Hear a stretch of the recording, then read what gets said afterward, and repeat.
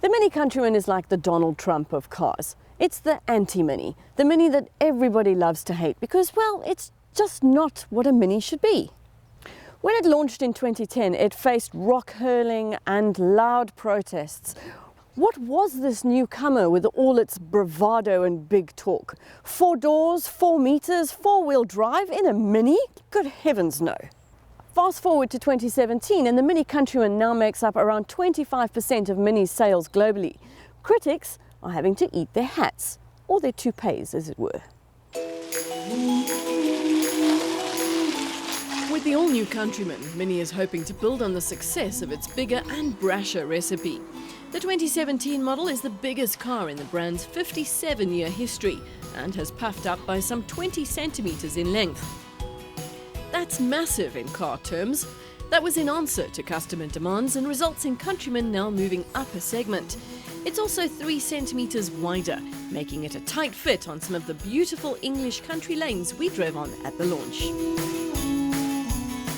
This is the Cooper S All-4 that we're driving in automatic, guys. Unfortunately, it's not a model that we're going to get at home. We're only going to get All-4 in the JCW later in the year. Now, I know that might sound a little bit weird, but think of it not as 4-wheel drive as in off-roading, but more all-wheel drive for better road holding. And I can tell you it works perfectly in the S.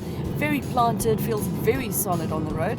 Obviously not as dynamic as the hatch, but still lots of fun to drive. Also very, very supple, nice new suspension thanks to an all-new chassis for Countryman 2017.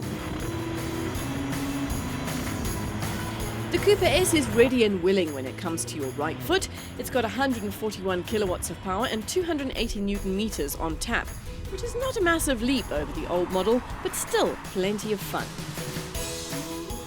These are new engines that have been developed specially for Countryman. Obviously, they've rummaged through the BMW parts bin, but the recipe is all Mini. The one that I'm most excited about is the 1.5 litre 3-cylinder petrol engine at the bottom of the range. The Cooper, the standard Cooper, always felt a little bit sluggish with the Countryman body on it. So I'm very excited that it's going to be making an appearance. With the new turbo on the entry-level model, it means you might just be able to afford a Countryman. Starting price will be 422,000 Rand when it launches in South Africa in March. Now I know that sounds as unrealistic as Donald Trump having a supermodel for a wife, but bear in mind that because of the increased dimensions, the Countryman now falls into the boutique, premium compact SUV segment. Mini lists cars like the Merc GLA and Audi Q3 or incoming Q2 as its main rivals. Interestingly, Mini South Africa is also going to be bringing the diesel model later this year, as well as the electric in 2018. For now, though, this 2-litre twin-turbo is the business. It's smooth, it's peppy, and it gels beautifully with this new 8-speed Steptronic transmission. Flip it over into sport mode, use the pedals, and the changes are pretty much seamless.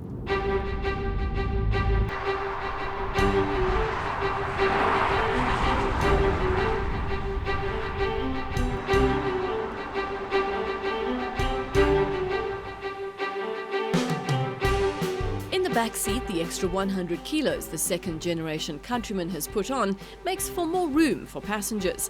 It's noticeably bigger, offering more storage space and more versatility too, with the rear seats both able to slide forward individually. The door openings at the rear are bigger too, making it easier to get in and out of. Space is something that Mini Countryman owners said was lacking in their models, and Mini's answered that by adding 100 extra litres in the boot of the new one. So you've now got a false floor, which is quite nifty, and then also Mini's added one of their little quirks. It's called the picnic bench. Fold it out like that and you can sit quite nicely when you're camping or caravanning or whatever it may be. Also, your Mini can grab other vehicles by the tow hitch. Tow bars fitted optionally, and the capacity is 1,500 to 1,800 kilos, depending on the model you're driving.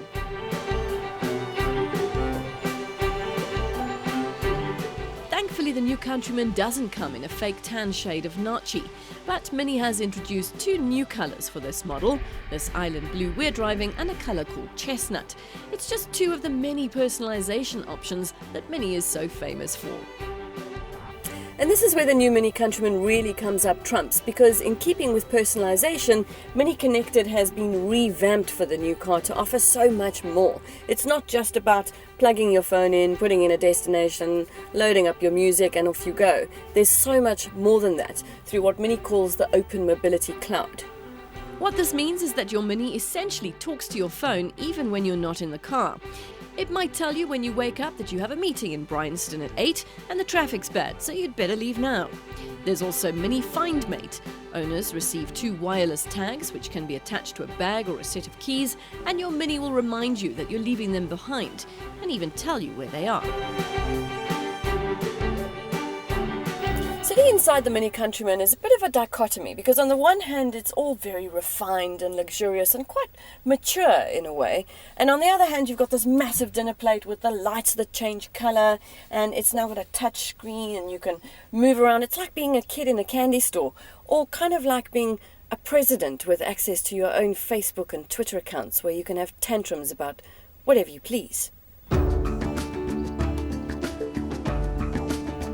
Perhaps it's this combination of fun and maturity, playfulness yet refinement that's won Mini Countryman fans over. It's a car that will suit the needs of a family, and in this new model you do get much more spec than its predecessor. But actually in Coupe S, it's still buckets of fun to drive. The 2017 model just builds on all those positives. Like Trump, there's no grey area though. You either love it or you hate it. Unlike him, the Countryman has proved itself, selling over 500,000 units globally since it launched. It walks the walk, it talks the talk, and I think consumers will still vote for it. Yes, there might be better SUVs out there in terms of price, in terms of spec, in terms of drive, in terms of practicality, but nothing does it quite like a Mini can. It's got charisma. And as we've seen, charisma can take you a long way.